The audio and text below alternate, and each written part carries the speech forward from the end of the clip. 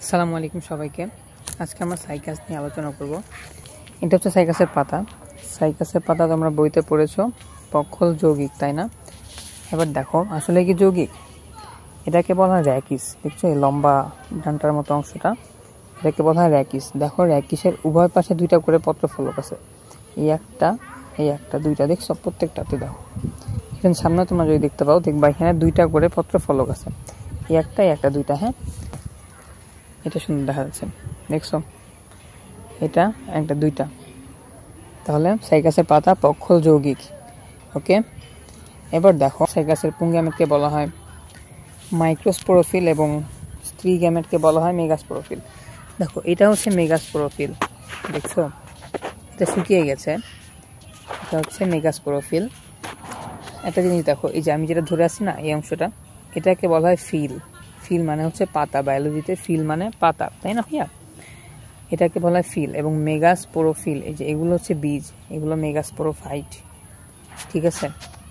এগুলোকে বলা হয় বীজ। এবং দেখো তোমরা সাইকাসের বীজ কিন্তু উন্মুক্ত অবস্থা, এটা কিন্তু বীজ, এবার যেটা ধরছে এটাই বীজ সাইকাসের। হ্যাঁ, সাইকাসের বীজ কিন্তু আমজামের মতো আবৃত না। দেখো এটা কি আবৃত অবস্থা? আমজামের বীজ কি বাইরে থেকে দেখা যায়? দেখা যায় না। বাট সাইকাসের বীজ কিন্তু আমরা বাইরে থেকে দেখতে পাচ্ছি, তাই না?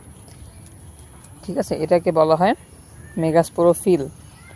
এবং এগুলোকে মেগাস্পোরোফিলের গাত্রে বীজগুলো অবস্থান করে, দেখছি। এবার আমরা বাচ্চা মেগাস্পোরোফিল দেখি। হ্যাঁ, এই দেখো এটা হচ্ছে নতুন জন্মাচ্ছে, এটা হচ্ছে মেগাস্পোরোফিল, এগুলো হচ্ছে বীজ, ঠিক আছে? এই যে সেম, এটা মেগাস্পোরোফিল, এগুলো হচ্ছে বীজ, দেখছো? আচ্ছা বলো তো সাইকাসকে কেন পাম ফার্ন বলা হয়? আমি দেখো হচ্ছে ফার্ন।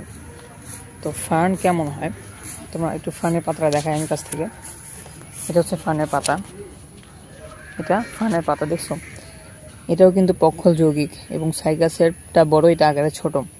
এটা আবার কেউ মিনি সাইকাস বললো না, এটা ফার্ন। ওকে, এই দেখো, দেখছো?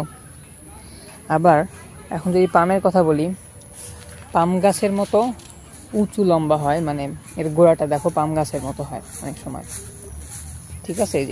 এই অংশটা সাইকাসের, এই অংশটা অনেক সময় পাম গাছের মতো, মানে পাম গাছের মতো দেখতে। যখন বড় হয়, এটা তো বাচ্চা এখনো, এটা আরও বড় হবে যখন, তখন বুঝতে পারবো ভালো। ওকে, এই জন্য এটাকে পাম ফার্ন বলা হয়।